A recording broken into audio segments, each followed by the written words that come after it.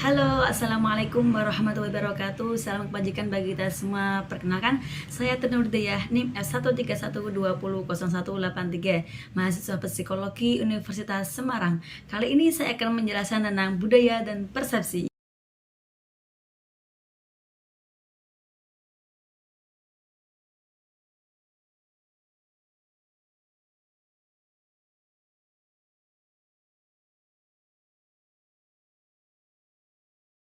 Dalam pemahaman psikologi, lintas budaya, sensasi, dan persepsi berkaitan dengan bagaimana orang itu menerima simulasi dari lingkungan dan bagaimana yang memprosesnya.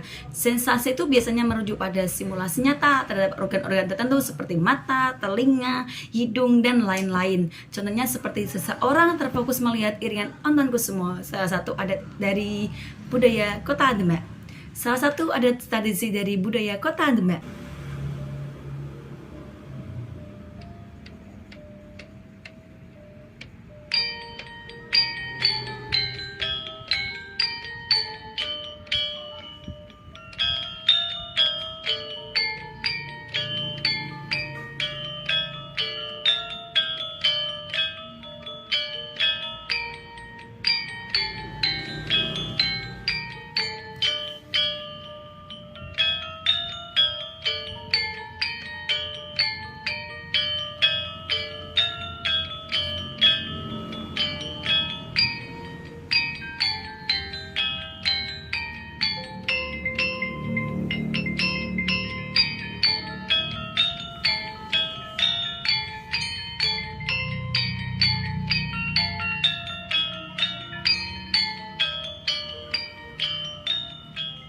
Persepsi dipahami sebagai bagaimana informasi yang berasal dari organ yang terstimulasi diproses seperti bagaimana diseleksi, konstruksi, tafsirkan, dan lain sebagainya. Resepsi mengacu pada proses di mana informasi sensoris diterjemahkan menjadi hal yang bermakna. Contohnya seperti seorang yang tadi melihat iringan-iringan Onto Kusumo menafsirkan bahwasanya orang yang dengan berpakaian seperti raja, ratu, kesatria itu terkesan berwibawa dan indah. Beberapa penelitian di psikologi lintas budaya itu lebih terfokus pada persepsi visual dan sensasi penglihatan kita. Dari temuan-temuan yang ada diyakini bahwa budaya dapat mempengaruhi persepsi orang terhadap dunia sekitar. Persepsi dan realitas persepsi kita terhadap realitas belum tentu mewakili secara persis realitas fisik indera kita.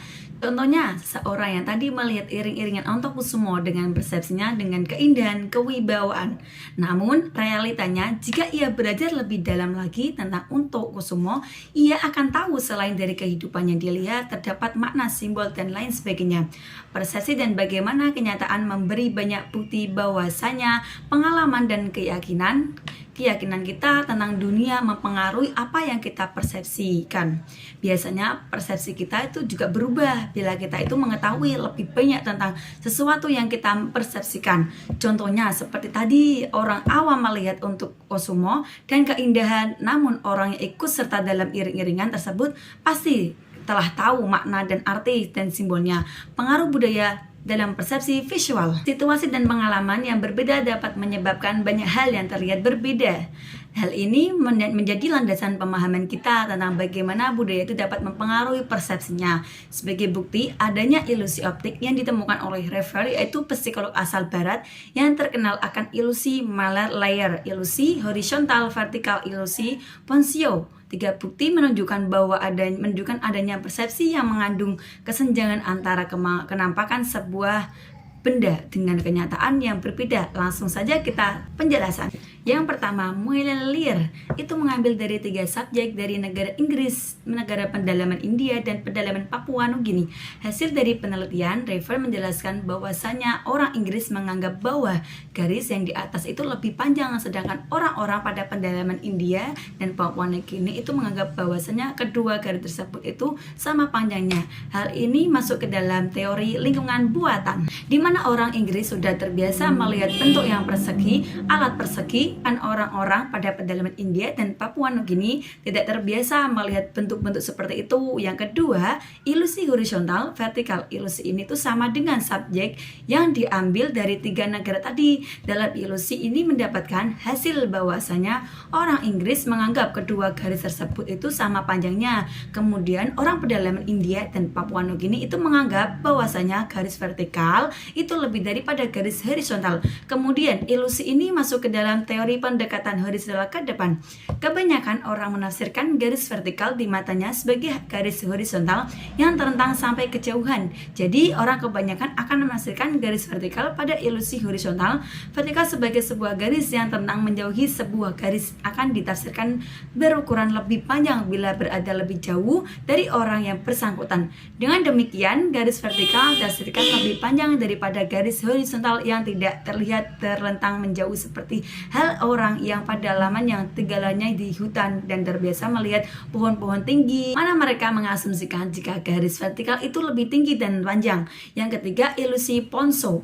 Ilusi ini dibuktikan oleh warga yang mengambil 2 subjek, yaitu orang kota yang melanjutkan studinya ke perguruan tinggi dan orang pedesaan yang tidak melanjutkan studinya ke perguruan tinggi. Di sini didapatkan hasil bahwasanya masyarakat pedesaan itu menganggap garis horizontal yang bawah itu lebih pendek daripada garis horizontal yang atas, sedangkan orang kota tadi menganggap bahwasanya kedua garis horizontal tersebut itu sama panjang. Hal ini termasuk ke dalam teori penyimbolkan 3 dimensi dalam 2 dimensi. Jadi bahwa masyarakat di perkotaan itu lebih banyak memperhatikan hal-hal yang berada di atas kertas daripada budaya lainnya, yaitu pedalaman. Orang-orang di perkotaan lebih banyak menghabiskan waktunya untuk belajar menafsirkan gambar daripada orang-orang di pedalaman atau di pedesaan yang tidak melanjutkan studinya. Selanjutnya saya akan menjelaskan mengenai budaya dan kreativitas. Dengan menjadi kreatif, seseorang itu akan mampu menghasilkan ide unik, gagasan orisinal hingga memunculkan solusi baru yang mungkin belum terpikirkan oleh orang lain yang bermanfaat dan bermakna. Kemanfaatan dan dampaknya itu dapat terhadap diri sendiri maupun terhadap orang lain dan lingkungan sekitar. Keberagaman budaya dapat meningkatkan seseorang untuk mempelajari bagaimana suatu generasi itu menyelesaikan sebuah masalah.